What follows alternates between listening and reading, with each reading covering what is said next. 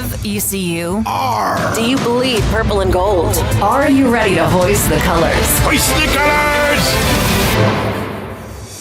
It's time for the most in-depth look into the world of ECU athletics. Welcome to Hoist the Colors with your host, Stephen Igo on 94.3 The Game. Watch the show live on Facebook and at 943thegame.com. Here's Stephen Igo. Welcome in. It is Hoist the Colors on a Tuesday, September 16th edition of the show, 4 days out from East Carolina and BYU inside Dowdy-Ficklen Stadium. National TV, ESPN2 broadcast. Excited to continue to break this one down. We'll dive deeper into the matchup throughout today's show. We are live on YouTube, Facebook, and X. If you have a question, comment, concern, drop it in any of those chats. We will get to it throughout the next hour. Excited about today's show because we've got a ensemble cast alongside. We've got Philip Pilkington. He's producing today. You guys know Philip. We'll introduce him in a second. But we also have the return of Cason Remaley, former Hoist the Colors intern, now in the real world. But he just covered, we'll call him Hoist the Colors contributor now because he just covered the Coastal Carolina game, saw a 38-0 victory, which is rare to witness a shutout victory in any ECU football game, let alone on the road. Cason, we had to get you back on after your successful weekend. Welcome back. You got a picture with the Heisman Trophy. You got a video on the field with the teal turf. So you're living life right now, man. How's it going? It's going good. It's good to be back. When I got to do this with you this weekend, so much fun. Felt just like old times, and we had to complete it. Come back on the show, us three, just like old times. Used to do this once or twice a week for a good while. Missing a lot. The real world is fun now that I am getting money, but then again, when the end of the month comes and all the money's gone because you got to pay bills, it's not as fun. But then again, it comes with age. But it's good to come back and live in the past with you boys, and I'll see you boys again this Saturday, which is also nice. Well, that money that's going towards paying bills is clearly not going towards as much sugar or I don't know, drinks, because you look good, Cason. Have you dropped a few lbs? Thank you, sir. I have for sure. I will say living alone, not with college roommates in Greenville. I love the city of Greenville, but going out, eating the great Airmark food once or twice a week, just loads of Airmark cookies and Carolina kettle chips. Those are no longer in my diet, so those also helped a good bit. Yeah, I saw Cason. I showed up, Saturday. We got to North Myrtle Beach, and I recognized the haircut, and then I was like, dang, man, you have lost some weight. So you're looking good, man. We're proud of you, and awesome to be back with you. Well, first off, we're going to dive into BYU here in a minute because I want to ask the folks, and everybody can weigh in on kind of where this game ranks amongst the biggest home games in ECU recent history. And we'll get into if ECU is able to win the game, where that would rank. But, Cason, let's get your thoughts on Coastal first, just your experience there, and also just ECU's performance, 38-0 win. What were kind of your takeaways on the road? I will say I had a better experience this time in Conway than I did in June when we went for the baseball regional. This was a whole lot of fun. I will say I did like Coastal's atmosphere. We walked through campus, walked through the tailgate scene, their little loop on campus. I do like how the stadium is basically pretty in the middle of campus. It is pretty cool. Stadium is pretty small. We were standing on the field, and it is kind of interesting that the stands don't go up like at Dowdy-Ficklen and other stadiums where the nosebleeds are high. Like, there isn't really a bad seat in that stadium, I would say. Our press box situation, I don't think was too bad. The worst thing was the sound. We couldn't really hear anything, and there was no guy in the back calling the plays in the back, so we kind of had to guesstimate what the plays were and look at the board, see where they were. But my takeaways were great. I mean, the defense was outstanding.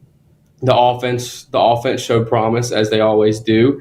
And I think the running game will work as king. So I'm still not completely out on it. I know there are quite major question marks, but I still think we can get it figured out. I will say I'm not too looking forward to playing BYU because I know that their O-line and D-line are going to be the strengths of their team. And our O-line was getting pushed around by Coastal a little bit. But all in all, it was a fantastic trip. Great to be back and great to leave with a win for sure.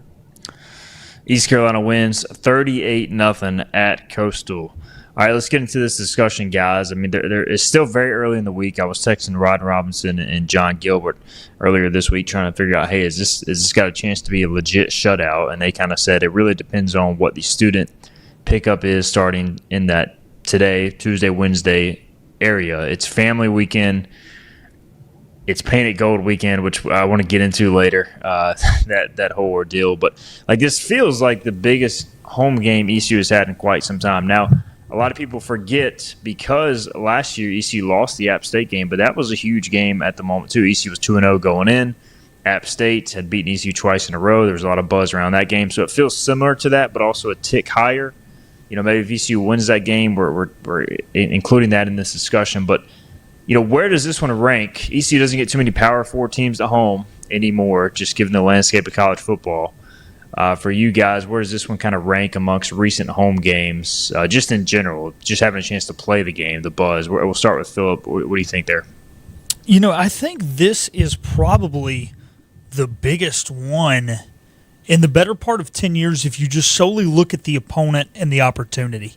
Now, I think some of these other ones you mentioned, Steven, as an East Carolina fan, there maybe have been bigger ones, whether it be the Carolina game or one of the state games.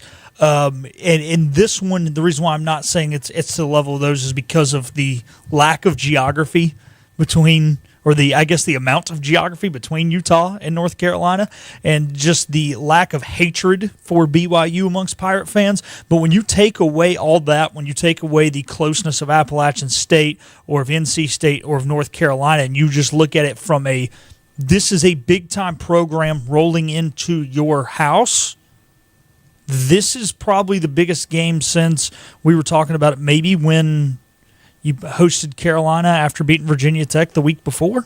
And that was just because you were coming off another Power 4 win and you were trying to get I guess back then, heck, it was probably like a BCS 6 back then. I think the Big East was still a conference, but you get the point there, a power team. Yeah, I remember the build-up. You know, ECU had lost in 2014. ECU had lost to South Carolina in week 2 on the road in a close game. They went to Virginia Tech. Virginia Tech had just beaten Ohio State, so all the hype was on Virginia Tech. I remember them vividly playing the highlights of the Ohio State upset like right before kickoff, and I'm like, this is about to play right in ECU's favor. Sure enough, ECU jumped out to a 21-0 lead. Virginia Tech stormed back, but then ECU won it at the buzzer. That got ECU on the map, and then North Carolina was coming to town the next week. You had all this buzz. It was like ECU had beaten North Carolina on the road the year before. They were talking about how this, you know, that's not going to happen again. They're not going to sneak up on us again. And, well, ECU won out, and they hung 70 in front of a packed house. So I don't think it's quite to that level of this game. And I do think the 2022 game against NC State is up there because what was State ranked, like 13th or something going into that year? They were definitely top 25. Yeah, way higher than they should have been. Yeah, I'm not trying to bag on you and start a fight, Cason. I'm just being honest. The team was not that good. We know Cason's a former Wolfpack guy, so he might can speak closer to that team than anybody else before making the transition to ECU fully, which he now is. But, yeah, I mean, that would be the one for me that sticks out. Like 2018 Carolina, I mean, ECU just lost to A&T. ECU won that game, but, like, that season was already lost, and Scotty Montgomery was done. So, I don't know, Cason, your thoughts? And, yeah, we kind of talked about it pre-show, and I will say that it kind of does – It kind of does feel – this one does feel a little different going into that 2022 versus NC State because versus NC State, we kind of knew the team because Holt Nailers, you had Keaton Mitchell, Rajay Harris, and, like, you kind of knew it. But at the same time, you didn't really know because it is the start of the season. You never know what can happen first game. And I would say going into BYU, I think we have a pretty good grasp of this team. There's still a lot more to prove for sure. But so I would say 22 NC State is the next biggest one, but I think that this game is as big as they come because this game can catapult you to places you've never reached in a long time, or it can drag you down to square one, which is going to be a big, big game for sure. So I want to get into if ECU is able to pull this one off. What will that do for the program, and when's the last time ECU had a home win that big? But I'm interested in you guys' opinion on this. What makes more national headlines, a win over like NC State to open the season or a win over BYU? Because I really don't know how good BYU is with their quarterback situation, but they're a more nationally known program, I would say. So, and also, this is a 7:30 ESPN2 kickoff, so I feel like this is going to be a true primetime spot, even though it's not on ESPN. It's interesting to bring up the quarterback situation because if Jake Retzloff was their quarterback, you wouldn't be asking us this question right now, I think, at all, Steven. Yeah. BYU was viewed 1 year ago as a team that shot themselves in the foot twice and knocked themselves out of the Big 12 championship game and therefore out of the college football playoff. And they would have been viewed the same way had he been back. The inexperience of Bachmeier is the only reason you're asking us this question. However, I will say this. If ECU wins this game and then BYU goes on to be at least a contender in the Big 12, it would be more than any in-state opponent because nationally people know, hey, Group of 5 school gets up for in-state Power 5 school, but it's different when you beat a national brand from across the country. So ECU, if they're able to win this game, we're also having the debate. What's the last home game? The ECU has come through in this spot with a win, and you could say the 2016 game against NC State, as funny as it is, like that was a huge game at the time too. Scotty Montgomery's second game, there was a lot of buzz there. Dave Doran early in his tenure, that was a huge win at the time, and then ECU finishes that season 3-9. It was a disaster but at the moment, it felt like a big win. So even if ECU wins this game, doesn't mean they're set for the season. But I don't know. I think you got to go back to that Carolina game as well in 2014. To potentially say for sure, like when's the last time you had a huge win in front of a national TV audience? But we were also talking the 2022 season. A lot of people forget that stretch in the middle of the year. You beat Memphis in 4 overtimes. You beat UCF, which was, I think, getting votes. And then you beat BYU on the road. That kind of propelled you into conference championship contention before losing Cincinnati. So just curious, Cason, where do you think a win like this, what would it do for the program? Where would it rank amongst, games that you've covered, you've seen since, coming to East Carolina? It would be absolutely massive. And to your point, before I go to that, I think that, like you said, people may forget that stretch, but I think people forget that stretch because of what happened in Cincinnati that night. I know we've talked about it a couple of times this past week and just, excuse me, that was a massive game and they could have won that game. Just poor special teams. And then Keaton Mitchell gets his absolute head knocked off in the end zone, which was an unbelievable play. And just if they win that game, I think that season's a lot different. I think that we're thinking about that UCF win a lot more than we are. And I mean, it is disappointing that it happened that year, but I think this year they're in a very similar spot that if you win this game, this is a great first step because you got Army and Tulane coming up next.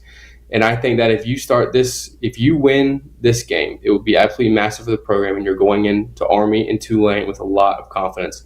And if they lose this game, I'm not feeling as good about the next 2 games at all. But I think that if you get this one, you start picking up speed, you start picking up momentum. And I think that's what happened at Coastal. You saw that swagger, that confidence, especially with Caden after the game, just kind of standing around him, just kind of watching him talk. There's that swagger that I just haven't felt here at ECU in a while. And I think it's not talked about enough. And just Caden's toughness. I mean, he's been taking some hits all year. I mean, talk about at NC State, the hits he took. And then on Saturday, I think it was the first drive, he just gets absolutely walloped. And I mean, just when you have that kind of swagger and just Blake Harrell coaches with confidence and is out there to win, not to lose. I know that sounds cliche, but Blake Harrell is really going to risk it for the biscuit, which I think can take this team a long way. One game I just want to bring up real quick while we're debating this topic. It doesn't maybe get the publicity it deserves because the 21 season had such a bad start, but that final game against SMU in 20. And I know it stinks. We went to Charlotte and lost to App, then lose the heartbreaker to South Carolina at home. But that was Mike Houston's first signature win. I don't know if that helped with the Marshall win and some of those things that came later in 2021. And I'm not saying this game will be – I'm saying this game will definitely be bigger than that. When you just talk about crucial wins, and we talk about that stretch, though, that we brought up a few minutes ago in 22, I think this kind of at least has to be like mentioned, kind of off to the side too, as a game that helped. Yeah, I mean, it was a huge win at the time. I mean, that's a good call. And the SMU team was ranked just a week prior to coming to Dowdy-Ficklen, so that is worth mentioning. And I think it's one of those things where people forget about it because it was an empty stadium. Yeah, there was like 5,000 people there. Yeah, but that was a huge win. Y'all want to know something crazy? I looked it up because Graham was asking me, do we think that State or BYU is a better team? State has beaten much better teams so far. I agree. I think BYU is a more complete team. I think NC State's got the better quarterback, more proven quarterback at this point. BYU ranked 22nd per the ESPN Football Power Index. NC State is ranked 53rd. ECU is actually ranked 52nd per the ESPN Football Power Index. The craziest thing is ECU, guys, according to the FBI, which it's an analytical, formula-based deal. Who knows what this all really means, but it's typically right than it's more right than it's wrong. ECU has a 4.5% chance to make the college football playoff, which is the 41st best percentage in college football. I mean, I'm just saying, if ECU wins this game, how much does that percentage go up? Basically, if you win the American, you've got a shot to get in. So I'm not trying to put the cart before the horse, but if you win this game, I think the narrative shifts dramatically, just the same as if you lose it, Philip.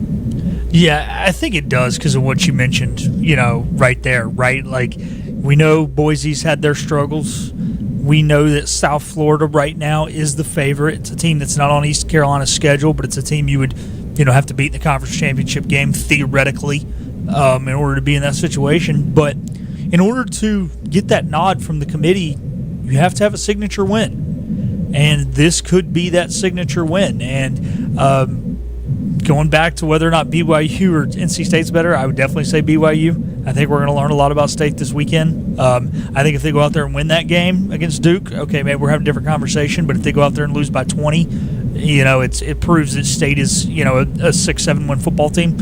But the narrative 100% changed, and that is the tough thing, though. It seems like we can't go out of this with a medium narrative, right? Cason mentioned it earlier. If you lose, you don't feel good about the next two. But if you win, we're talking the college football playoff. Like, this is such an awkward situation to be in where you don't leave this game in any way, shape, or form going, well, 8-4 or 9-3 sounds pretty good. It's like, oh my goodness, are we going to win 6? Or you're like, hey man, 11-1 sounds pretty nice right about now. So it's just kind of a weird situation to be in. All right, some comments here. Reed Tobin says, Stephen Cason, pathetic I wasn't there this past weekend. He takes full ownership. He says he will be in attendance this weekend. Biggest home game since 2022. NC State, going to be tough. We have to start aggressive. Our guy Reed, which, by the way, he was in Conway for the Coastal Carolina Regional, but despite promises, Cason did not make his return trip, and I hope he fully regrets it. Correct, yes. And right now we are on the process of getting Matt to come to Greenville this weekend. Matt and I have plans to go to Charlotte on Sunday for the Panthers home opener, which in retrospect probably should not go, but we'll get into that later. But I made the good decision of deciding to get tickets for the game this weekend. Just like Reed said, biggest game in years, cannot miss it. I remember me and Steven sitting on the couch Sunday morning. I was like, I'm thinking about going. Steven looks over at me, come on, you got to go. And I was like, all right. So I went ahead and bought tickets an hour later. So, Matt, you're expected to be in Greenville on Saturday. Yeah, if you want to be known as Money Matt, not Muffin Matt, get your butt to Greenville, Matt. That's all I got to say. Exactly. All right, we got to get a break in. We'll come back. I want to discuss it. Look, this gold out, painted gold. Is this the right time to be doing a painted gold game? Should we do a painted gold game at all? We also got a lot more comments to get to as well that we'll get into on the other side. This is Hoist the Colors on a Tuesday. We'll be right back after this. The team of Flatlands Jessup is working overtime to help ensure that Eastern North Carolinians like you get the health insurance help you need this open enrollment period. New legislation passed meaning more people than ever qualify for affordable coverage. Let us help you today. Big tax credits are back. Get a 30% tax credit, up to $2,000 off your new Mitsubishi electric heat pump install. Let Comfort Master help you take advantage of the tax credits with a qualifying Mitsubishi electric ducted heat pump or non-ducted Mitsubishi electric mini splits. Mitsubishi electric mini splits are ideal for bonus rooms, garages, or sunrooms. If you need a new HVAC unit, call Comfort Master today. Call Comfort Master. Call Comfort Master.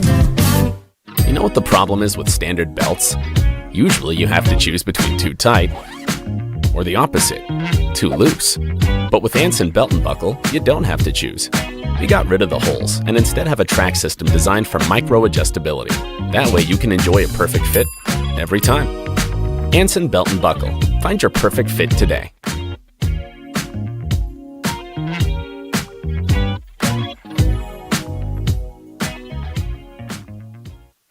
Healthwise Pharmacy rounds the bases with all of your infusion, retail, compounding, and medical equipment needs. Locally owned and operated by pharmacist Marcy Parker, Healthwise has grown to be your most trusted provider for infusion services. Currently providing in-home or on-site infusions in North Carolina, South Carolina, and Virginia.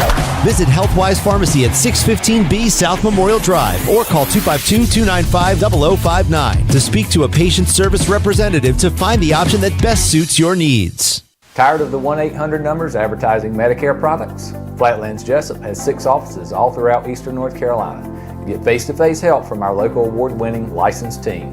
Stop by today. Flatlands Jessup, your whole world covered. The best burgers around. Everyone loves a thick, juicy, and fresh burger. Tiebreakers does real burgers better than anybody. And don't forget about the cheese sticks, fresh salads, and more. So don't just go to any burger-themed restaurant chain. It's time to break the chain and eat local. Tiebreakers, burgers and sports at its best. Go Pirates! Arg! In this age of globalization, we've learned that bigger isn't always better. Ever tried to get phone help from a big corporation from a real person? Right. That's what's so nice about Phelps Chevrolet. After more than 50 years serving our community, Phelps remains family-owned and operated. Mike, Daryl, Wave, West, Alan, and Clay deliver hometown service and integrity, same as always. They share your experience, they share your values, and they are ready to help with any motoring need. Come get you one. Oh, hey, welcome back. You got here just in time. This is Hoist the Colors on 94.3 The Game.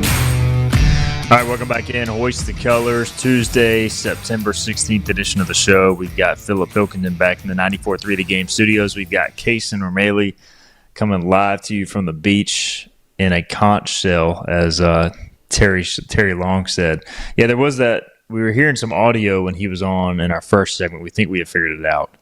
It was his mini fridge. We'll see if we can clean up the audio a little bit. But, hey, when we're all in 3 different locations, sometimes we run into some things like this. It's good to have Cason back regardless. All right, guys, a lot of comments we can get to. A lot of takes on the game. Kenny Curlin saying Pirates need to shut down or limit the run game, make the freshman quarterback beat us passing, get some turnovers, protect the ball on offense. So there's some talk in BYU land of Blake Harrell supposedly giving Bear Bachmeier, their freshman quarterback, some bulletin board material, which I wholeheartedly disagree with. Like, what is he supposed to say? Like, the guy is super talented, obviously. He's a bigger quarterback, but he has not been tested through 2 games in terms of 3rd and long, making throws and coverage and all that. And he can do it. But if you're ECU, you want to go into this game making him prove he can do it, and then you adjust. So I think nothing he said is a surprise, and BYU fans, I think, are just looking for a reason to get mad, I guess. I don't know. Maybe they're just looking for motivation, Philip. Yeah, I think you can never fault anybody for using anything as bulletin board material, right? Like, if it's going to help you, it's going to help you. You got to do what it is to help you. With that being said, is what Coach Harrell said meant to be something to fire anybody up? No, I'm with you, Stephen. He was just stating the truth. Look, this young man has never played a road college football game. So come out there and make him struggle. I think if he was trying to light a fire under anybody's rear end, it was the Pirate Nation. He was just trying to state the facts. Because, look, not everybody goes to the games, pays attention to that kind of stuff, right?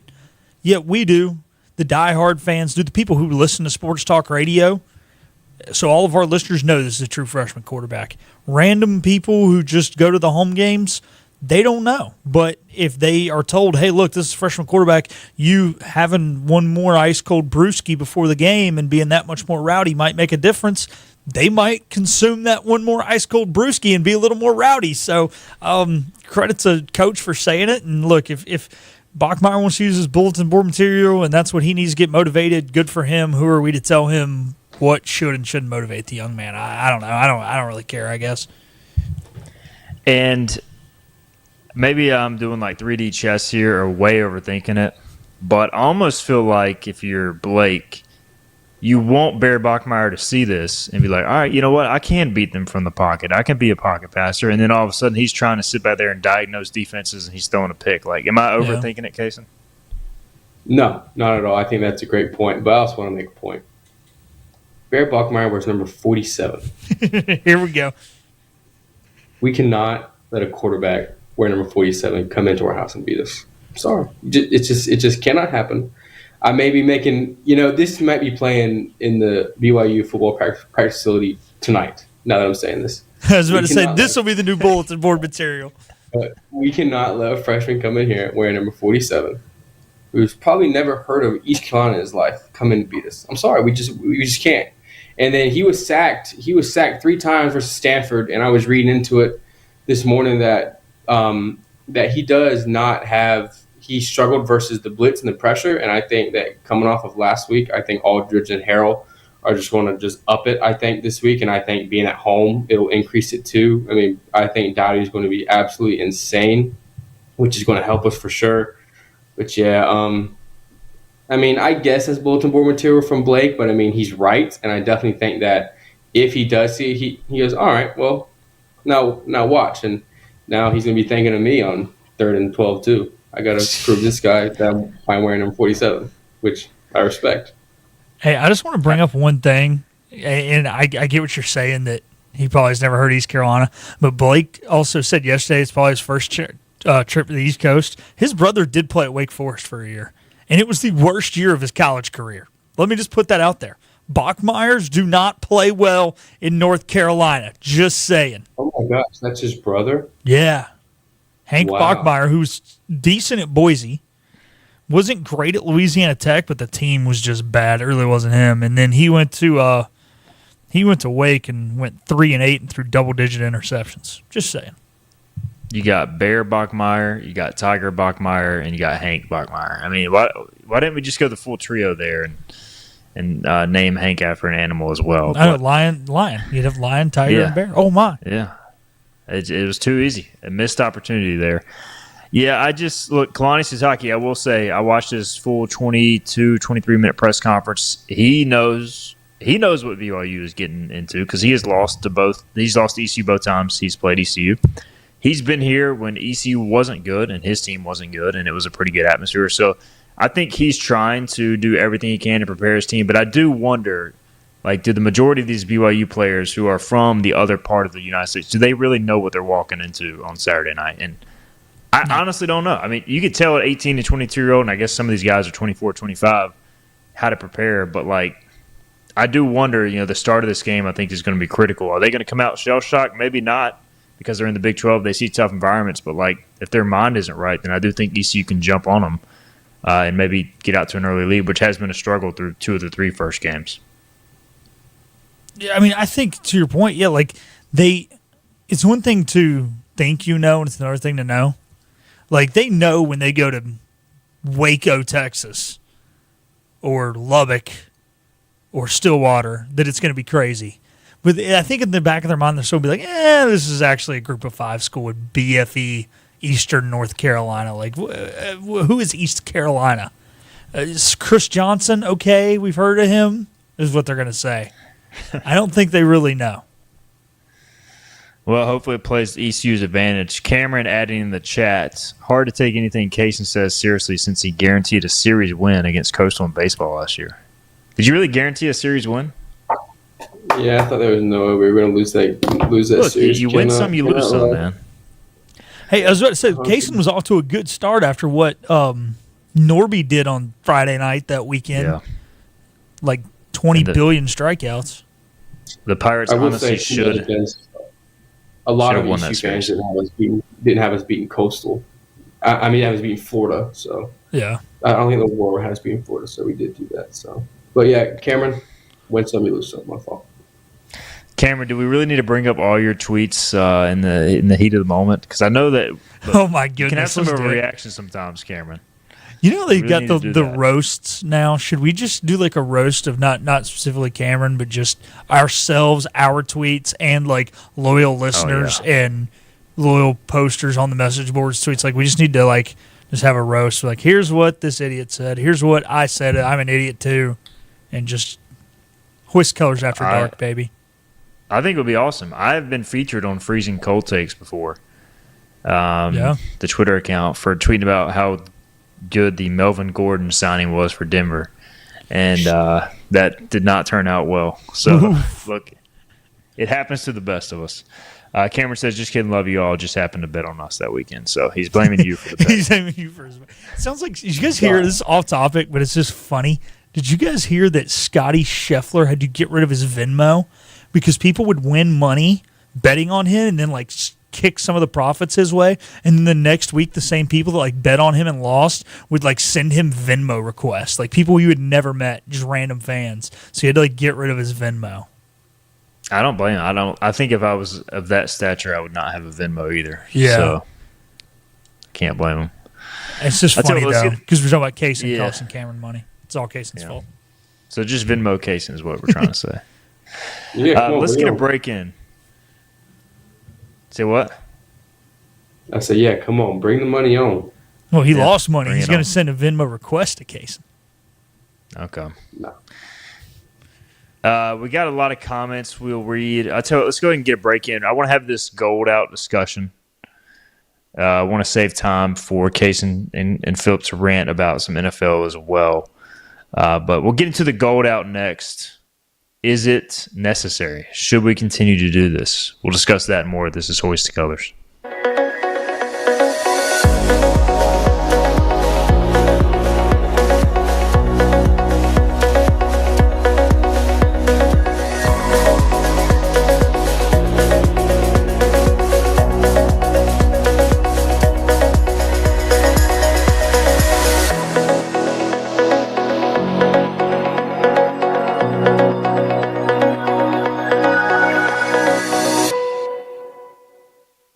Storm season is approaching. North Carolina weather can damage your roof, and before long, a small leak can turn into a big problem. Your home is one of your biggest investments, so protect it with Wells Home Improvements. We work with all insurance companies for a hassle-free roof installation experience. Call us today and get 10% off your roof installation when you mention this commercial. 252-227-8403 or visit us online at wellshomeimprovements.com. Wells Home Improvements. Local, honest, dependable. This is about you, your family, and the health of all who live in Eastern North Carolina. This is about the transformation of a health system into something more powerful and more human. About creating new ways to treat disease and keep you well.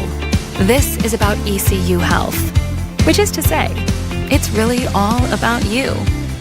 ECU Health. Minds, hearts, purpose.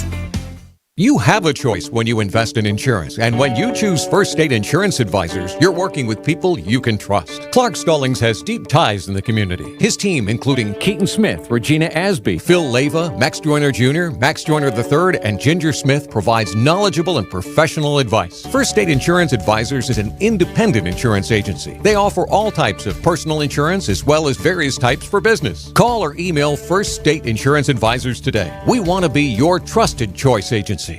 Acre Station Meat Farm, along with Lane Angus Beef, bring you Farm to Fork Beef. Stock your freezers now with affordable beef boxes just in time for the grilling season. Farm to Fork Beef brings quality local beef to your family. From your traditional butcher shop, Acre Station Meat Farm. Come on down to Acre Station Meat Farm and find out why we're #1 in fresh cuts and friendly service. Acre Station Meat Farm, Highway 32 North, Pinetown. At National Finance, we're all about hometown support, just like ECU football. National Finance helps us win on and off the field. They've got your back when you need it most. Fast, easy personal loans for life's big plays. And just like us, they're committed to Eastern North Carolina. National Finance, proud supporters of ECU athletics. Visit nfcmoney.com for loans as fast as today. We're live with Stephen Igo on 94.3 The Game. Hoist the Johnny Roger! Now, back to Hoist the Colors. Welcome back in. Hoist the Colors. Fun Tuesday show. We've got Cason Remaley back with us. Just covered the game in Coastal Carolina. Philip Pilkington producing in the 94.3 The Game studios. We'll get to some comments, also some discussion here. Continue to break down ECU Coastal. Lane Smith is in the chat. He says, you heard it here first, folks. ECU 27, BYU 23. Roll Pirates party on 5th Street. Make sure you give Cason a call. He'll join you in that regard. We have other comments about the gold out. And also a comment from Robert Dedrick, who claims he saw a BYU fan poll. 4 choices to be worried about ECU. 1 was the atmosphere. They got 8% of the vote. 2, the pass game got 24%. 3, the aggressive blitzing defense, 47%. And 4, travel distance, 21%. By the way, BYU will travel out Thursday. Kalani Sataki said, going to East Coast. They've got Big 12 money now, is basically what he said, so they can stay an extra night compared to past time. So I guess the extra money helps. All right. Gold outs, guys. Gold out. I think I'm fine with the gold out. Or painted gold, however we phrase it, in general. But I do not like doing a painted gold for a big game. I get marketing has things they have to do. They do a painted purple. They do a Night of the Boneyard. I just wish they would have done this for the home opener, to be honest, looking at the schedule, or maybe even Charlotte. I don't know. Like, should we just get rid of the painted gold games? We'll start with let's start with Cason here. Cason, your thoughts on the painted gold?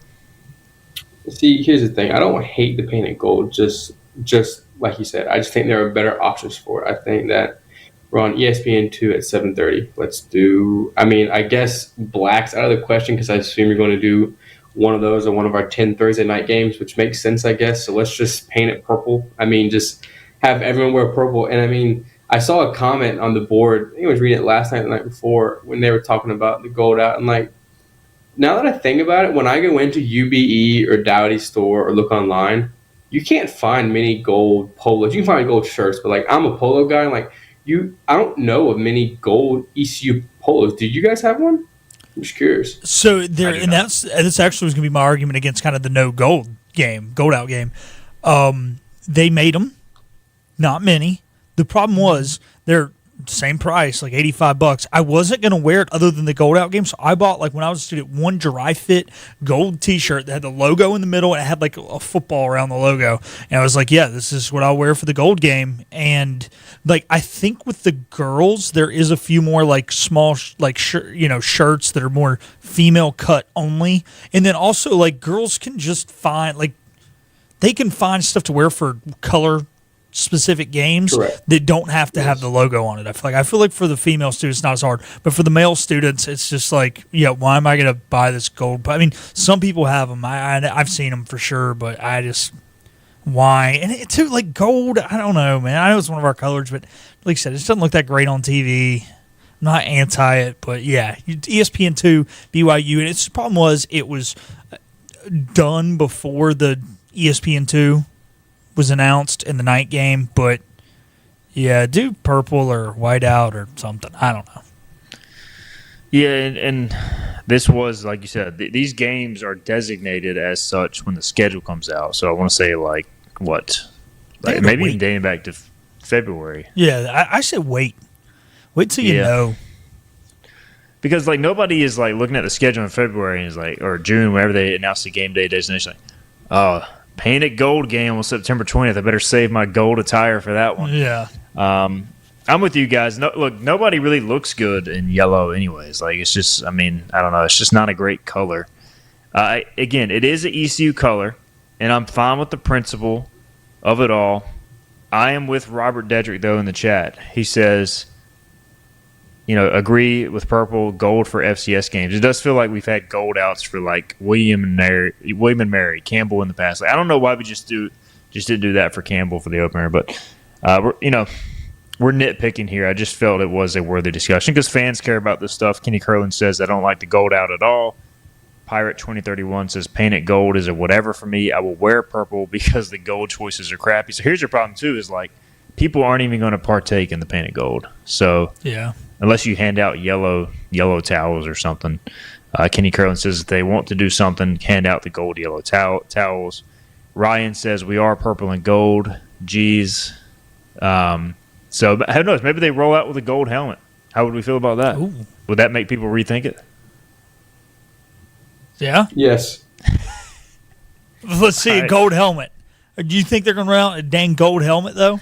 Look, I have no inside sources other than the fact I do know last year there was significant talk of a gold helmet, and I'm pretty sure they put the decal on it and was like, yeah, this doesn't look too good, so they scrapped the idea. So unless they've come up with a better design, if there is a gold helmet, it is being kept under wraps. I do like the gold pants, so I will say, like, I like the combo where they wore the script helmet last year with the purple top and the gold pants. I can get down with that, so I can at least get down with the uniform. Cason, your thoughts on the gold pants? Yeah, I do like the gold pants. I expect them to wear I hopefully wear the modern throwbacks with the gold pants and then the script white helmets. That's what I want them to wear, but I could also see them wearing all purple for the gold out in perfect conjunction with ECU marketing. The team rebels against the gold out, and I'm with you, man. I know they're doing the Night of the Boneyard for Tulsa, but like night game, national TV, just come out in all black. More people are going to probably be watching. Well, not really more people are going to watch this, but like the thing is, too, like the whole Night at the Boneyard thing used to be really cool back when the students would do like the skeleton picture and people actually showed up and stayed for the whole game. And also, you're the only game on in town. But guess what? Now there's the NFL, and Thursday night games don't mean anything. I mean, heck, do you guys know what Thursday night is this week? Any guesses? Rice and Charlotte. That's Thursday night football. Rice in Charlotte. That's what we've downgraded Thursday night college football to. Well, next week you get Army ECU. Could be a game of playoff implications if the Pirates win this one. When you lose to Tarleton State, it might be playoff implications for one team, not for both. Speaking of, we'll get more into the American this week, but Tulane is at Mississippi this coming weekend. I'm not even going to mention. Look, I guess Tulsa could be Oklahoma State on the road. I mean, you called that one, I think, last week, Philip, for our win total. Memphis is hosting Arkansas, Tulane at Ole Miss, BYU at ECU. This is a pretty big week for the American. You also have North Texas at Army. So like we'll talk about this more later in the week when we have more time. This is a big week for the American. Yeah, it is, because your conference is going to look better than the other group of fives if you've got more Power 5 wins than they do. I mean, that's just kind of what it comes down to. That's how they rank the prestigiousness of the group of 5 conferences. That's why we're better than the MAC. Dan saying he scooped the only gold polo UBE had last year. Not many options. And also saying they had a gold helmet last year and that it was nixed. That is what I heard as well. So a lot of uniform talk. And I don't know, like gold, yellow, it just has to be done right or it can look bad is what I would say. So I don't have a problem with them nixing it if they weren't sure about it. So I still want to see a red no quarter themed uniform. I know that red is not an ECU's color scheme, but like if you did it the right way, it'd be sick. I'd say do the helmet. If you're going to do it, do the helmet. Yeah. I mean, if you had a black jersey with purple trim and you had a red no quarter helmet, I think that would look pretty sick. But hey, that's just me. TCU does it with the Horned Frog. Why not? Cason, your thoughts? It'd be pretty sick. We kind of be like Florida State when they do that. When they do that blue, that's kind of the thought process that I go to there when they have those. I don't know if they do full, but I know when they do the blue basketball jerseys, I think those are pretty cool, kind of different. But yeah, I mean, I don't have a problem with any of EC's uniforms. I think we have some of the best uniforms in the country, if not the best. I think the best for Group of 5 for sure.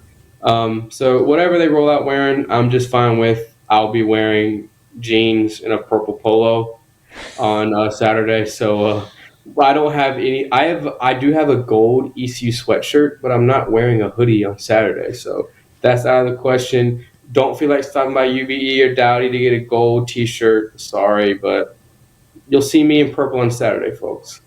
One thing I'm going to say about the red, there are some ECU fans who would like boycott that game because they don't even allow their children to own a red T-shirt. Some boomers. I agree, but you gotta. I mean, come on. We already have red flags in the stadium. What's a red jersey or a red helmet going to do different? But I get it. All right, let's get our final break in. We'll come back. I want to give Cason and Philip a chance to talk about the Panthers as well. I'll rant about my NFL team. We'll get into whatever other questions you guys have, too, on the other side. This is Hoist the Colors on a Tuesday. It's time to soak up the savings at Greenville Toyota. Summer is here with hot deals on a great selection of new Toyotas, like a Corolla, $189 a month, or Tacoma, $279 a month. Soak up the savings at Greenville Toyota. You know what the problem is with standard belts? Usually you have to choose between too tight or the opposite, too loose. But with Anson Belt and Buckle, you don't have to choose. We got rid of the holes and instead have a track system designed for micro-adjustability. That way you can enjoy a perfect fit every time.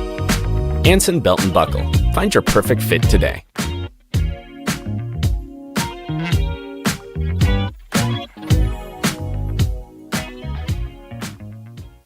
Daughtridge Gas and Oil has been your dependable propane supplier for 95 years. Their trained technicians can service and properly install all your propane and natural gas appliances. Plus, Daughtridge Gas and Oil is your backyard expert with fire pits, grills, smokers, and more, including quality outdoor furniture at their Greenville Patio and Hearth Shop at 1901 Charles Boulevard. Go by and see the knowledgeable staff at Daughtridge Gas and Oil for propane delivery or call 756-1345.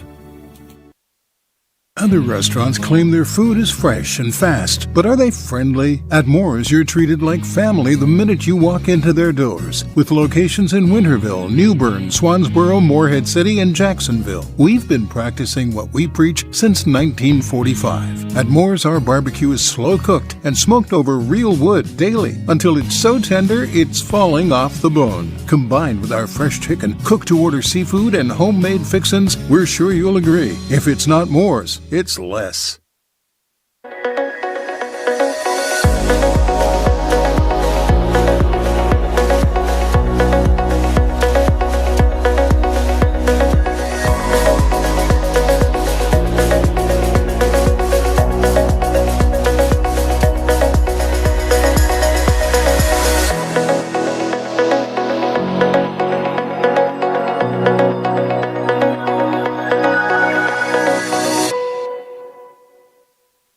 My hair is definitely a reflection of who I am.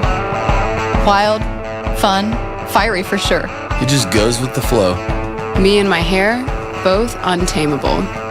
I wear it how I feel. Feel fearless. Feel empowered. Look fantastic. Look fantastic. Look fantastic. Feel unstoppable. Unstoppable.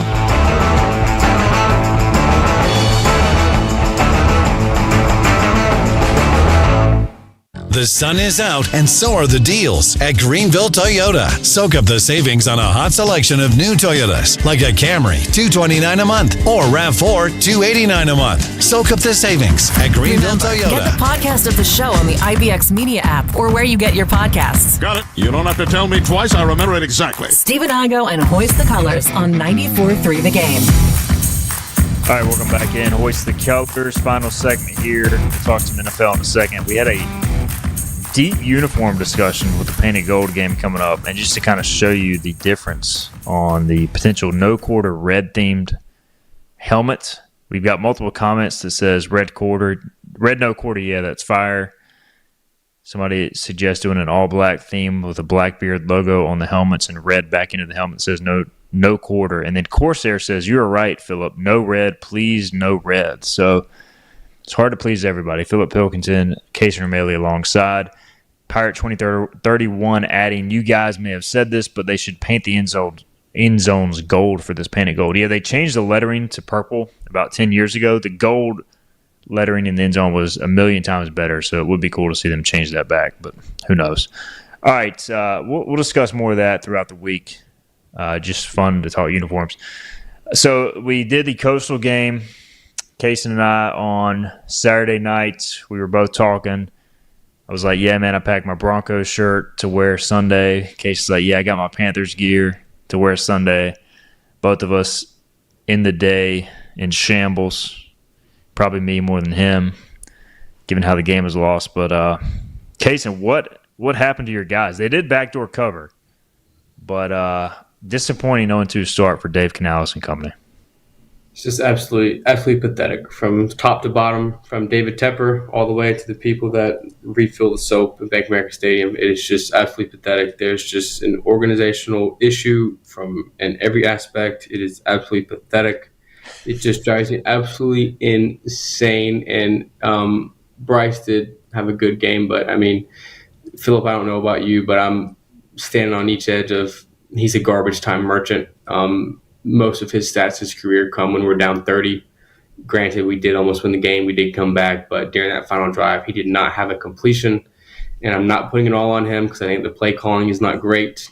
I think the decision-making is not great. I think with losing Hunt and Corbett at O-line is not great. I think losing Corbett will actually be a positive because I think Mays is better. Corbett was absolutely awful. He stepped it up in the second half of the Cardinals game, but then again, they were up 30. You don't know what kind of prevent defense they're playing.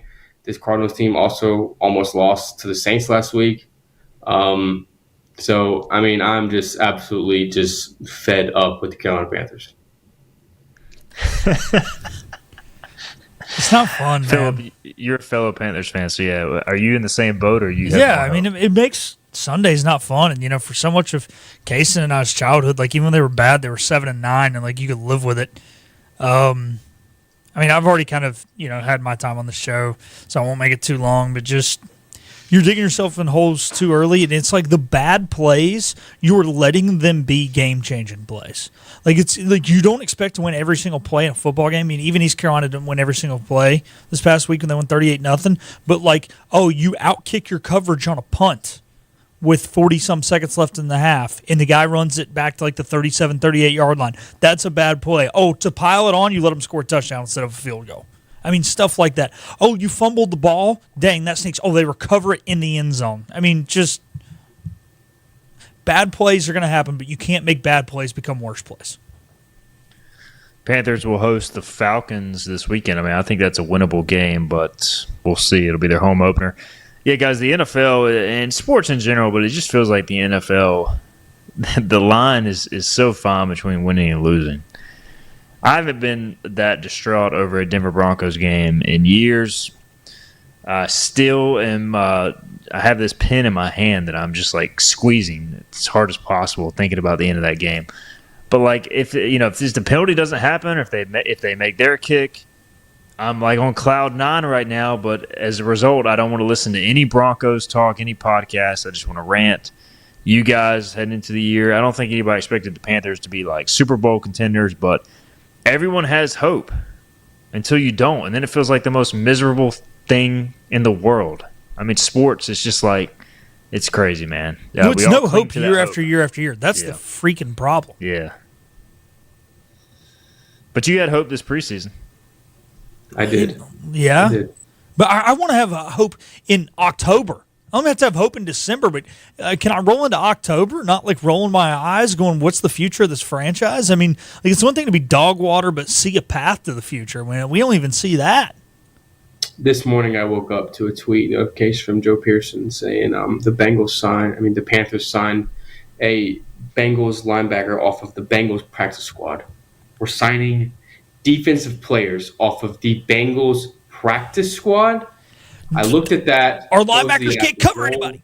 Rolled back over, fell asleep. And the linebacker conversation with Panthers, we have the worst linebackers in NFL history. If you watch our game, it is absolutely atrocious. And it makes it worse knowing that the Panthers at one point had one of the best linebackers rooms in NFL history with Kuechly, Davis, and Thompson all in their prime. And to go from that to this in a span of 8 years, just hurts. And think about what it was right before those guys. It was James Anderson, John Beeson, and then it was Thomas Davis. But before that, it had been like there was just kind of some rotation guys, but they were always good. Mark Fields was in there. Like our GM is a linebacker too, by the way. Yeah. Oh, and he was one of the other ones, Dan Morgan. I mean, how many times did they just like catch balls over the middle of the field, just like shallow dig routes? Yep. Nobody guarding anybody. Not a linebacker is David Tepper, that's for sure, and that's where the problem starts. I do want to shout out before we forget. I meant to bring this up earlier. Trey Savage, man, what a debut! We got about a minute left in the show. Elite sets their Blue Jays record for debut strikeouts, 9 Ks. And Cason, we were texting about it. It's crazy he's already in the big leagues, but not a surprise what he's doing. Yeah, absolutely insane. We were texting about it last night, and just thinking about that, I feel like it was not too long. I'm sitting there watching him pitch against FAU at home, Charlotte at home. Just absolutely bizarre. He's an absolute animal. He's going to be a superstar in this league for sure. Yeah, just incredible outing. 52.8% whiff percentage on swings, so more than half the swings the Rays took, they swung and missed, which is a Blue Jays record since they started tracking that in 2009. All right, we are out of time. We'll touch more on these Savage throughout the week. Cason, appreciate you, man. It was great to have you back. Yeah, I'll see you boys on Saturday. It was great to be back. It was fun, man. Thanks. Where can people find you after the Pirates win? You can find me at 519 Bob's, Dan's, 5th Street, Grumpy's, Sup Dogs Crush. Walk in and you'll see me. You better set an alarm for Monday morning or Sunday morning. You're going to make it to the Queen City. I'm screwed, but who cares? Go Pirates. There you go. Appreciate it, Philip. Appreciate Cason. Thanks to everybody in the chat for chiming in. We'll be here all week long, 12 noon. We'll see you tomorrow on Wednesday's edition of Voice the Colors.